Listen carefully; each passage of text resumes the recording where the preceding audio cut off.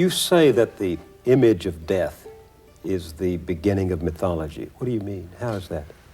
Well, all I can say to that is that the earliest evidence we have of anything like mythological thinking is associated with grave burials.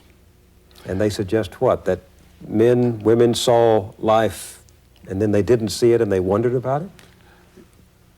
It must have been, I mean, one has only to, imagine what one's own experience would be. The person was alive and warm before you and talking to you. He's now lying there, getting cold, beginning to rot. Something was there that isn't there, and where is it?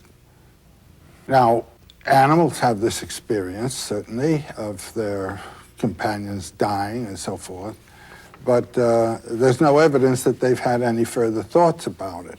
Mm-hmm. Also, before the time of Neanderthal man, it's in his period that the first burials appear, of which we have evidence. People were dying and they're just thrown away. But here there's a concern. Have you ever visited any of these burial sites? I've been to Le Moustier. That was one of the earliest burial caves that were found. And you find there what they buried with the dead? Yes.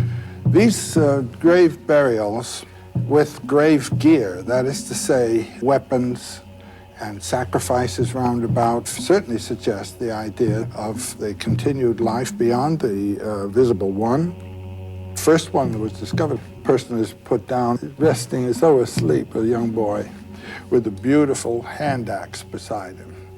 Now, at the same time, we have evidence of shrines devoted to animals that have been killed.